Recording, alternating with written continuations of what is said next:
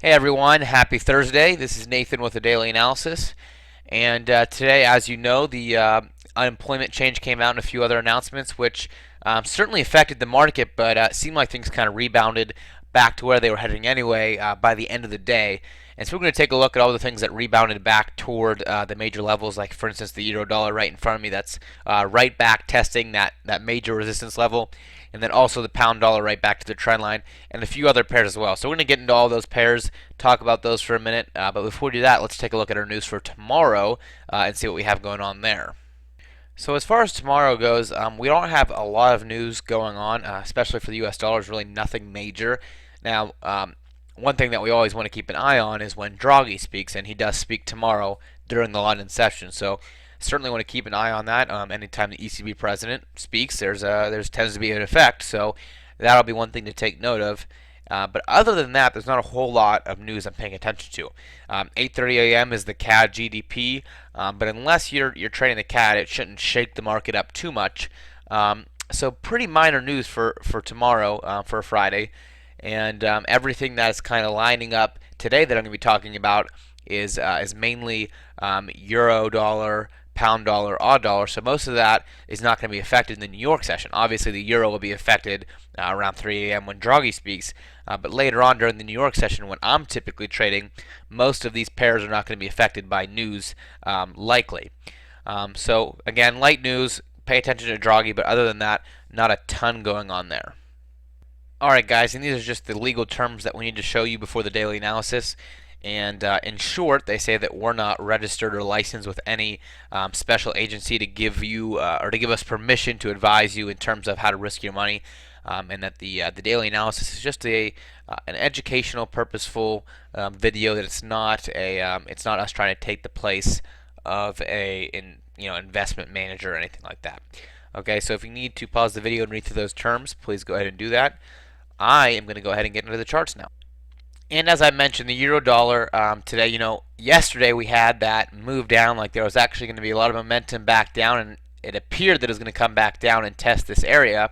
But then we had some news that came out, and the U.S. dollar spiked kind of back up, or the euro U.S. dollar, excuse me, spiked back up and is now testing right back in this area, which is where we sit now. So the question, of course, is it going to bounce right back down, or is it going to try to fight its way through this level? Right now, it kind of looks like we're setting up for this M-shaped pattern, if you see here, which is relatively common, which would lead me to believe that it's going to make a move back down. And this is, by the way, this is like 128.30 general area. So it looks like there's a potential for it to make a move back down. And today's bar is finishing up with a little bit of a pin at the top. So if tomorrow starts off with some bearish momentum, I'm going to be looking to take a short and try to ride that back down. If it doesn't start off with any momentum to the downside, I'm probably just going to wait a few more days on that. So that's kind of my expectation as far as the euro dollar is concerned. Okay guys, next we have the pound dollar, which is in a similar state where it moved down yesterday but now bounced right back up to test a major level. Now the difference between the pound dollar and the euro dollar is that the euro dollar is bouncing up to test a horizontal level that has held for quite some time, while the pound dollar is bouncing up to test a downward trend line. In other words, if you're looking for a short position on the pound dollar or the euro dollar, the pound dollar makes more sense logically because it's a short off a downward trend line already, whereas the euro dollar is just a horizontal bounce. Now, on the downside of the pound dollar is that you also have an uptrend not too far away.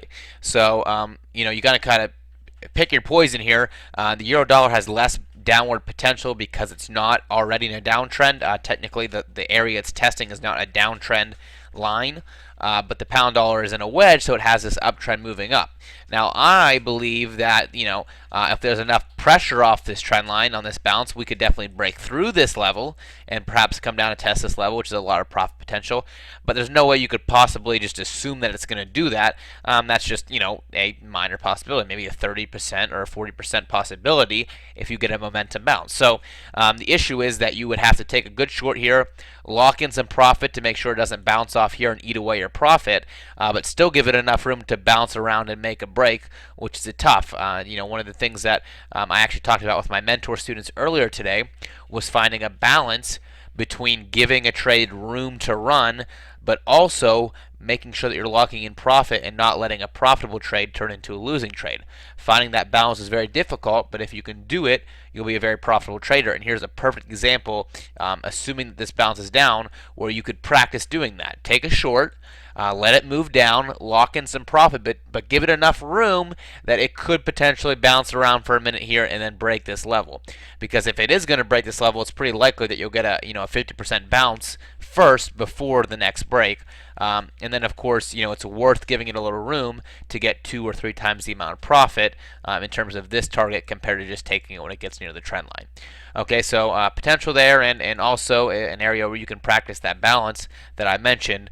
But that all depends on if the pound dollar bounces back down and respects that trend line one more time, which, quite frankly, I don't see why it wouldn't unless there's news to the contrary. Okay, guys, so next I'm going to show you something very interesting. And that is the fact that the AUD dollar is actually moving down near this trend line. And obviously, the reason I'm saying that's very interesting is because the pound dollar and the euro dollar and most of the dollar crosses are not moving up. In this case, the US dollar is moving up because the AUD is moving down to make it go up. Okay, so what we're seeing here is US dollar strength. Now, it's not really US dollar strength because the US dollar is pretty neutral based on the fact that the euro and the pound are going up against the dollar. But what we're actually seeing is AUD weakness. So what's going on here is even though the US dollar is not very strong and other pairs are moving up against it, the AUD dollar is still showing a lot of weakness and moving down. So I can draw my trend line a lot of different ways. This is maybe technically not a bounce. If we zoom up, it's very close, but maybe not a bounce. But you could obviously adjust this trend line. I mean, lines are basically zones anyway. So I'm going to go ahead and assume that this is actually a bounce off this trend line. Now, maybe it's going to come back and retest it, but right now I'm going to assume that this is a bounce off the trend line because we're getting some downward pressure in this area while the US dollar is not even very strong. And so to me, that means that there's some serious potential in shorting the AUD dollar at this point. If the AUD continues to gain this weakness and the US dollar just gains a little bit of strength, this thing could plummet in a hurry because, again, the US dollar is not even very strong right now, and we're still getting a pretty nice bearish bar. Okay, guys, so keep an eye on this AUD dollar. If the US dollar gains some strength, I'm going to be shorting this, no questions asked. I might short it anyway because this is just a great sign that there's a lot of AUD weakness right now. Now, of course, that could change as well. Nothing stays forever, but a lot of times when you have a certain currency, for instance, in this case, the US dollar, that is going one way against every other currency, but for some reason on one pair is going the opposite direction, that tells you something very clearly about that other currency, in this case the Australian dollar. So keep an eye on the AUD weakness, take advantage of it if it's going to continue, and again, use that discipline and that balance that we talked about to take advantage of these trend line bounces.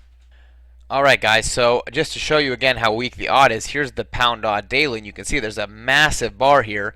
And of course, what you'll notice is, it is basically to the pip of this double bottom before we had this very large burst up all the way up to the 159.25 area. So this could be a great setup for the next run to the upside on the pound AUD. Now, obviously, it could certainly be the opposite. It could be a shakeout to get people, expecting price to do that, maybe come up and test this, and actually continue this downward pressure, breaking right back toward new lows. Either one has a potential, as always. You guys hear me say that a lot. It could go up, it could go down, and you might think to yourself, well, anyone could tell us that it could go up or it could go down. But I always like to tell you that it's not about anticipating and actually having a forecast for whether it's going to go up or whether it's going to go down all the time. That's not always what you need. Often what's more important is being able to react to the market when it does go up or when it does go down and make quality trades based on that information. So in this case, we might be in a position to take a long. Okay, it's a strong momentum bounce off this level. Now, you might take a long here, and if it goes up, you're going to make money. If it goes down, you're going to lose money. But the question, more than just, thinking it's going to go up or think it's going to go down, is how are you going to handle the trade? For me, I would be interested in taking a long here with a tighter stop loss. Not a stop loss all the way down here to give this room, but a stop loss basically right below this daily bar, because if it breaks right back down, I might be a little bit embarrassed that I just got crushed on a trade, but I don't want to miss an opportunity to short it either. Just because I lost a long trade, from the day before does not mean I'm not going to go ahead and short it the next day. And sometimes I think that pride gets in the way if you're trading and you don't want to do that because you feel stupid taking a long, getting shut out, and then taking a short.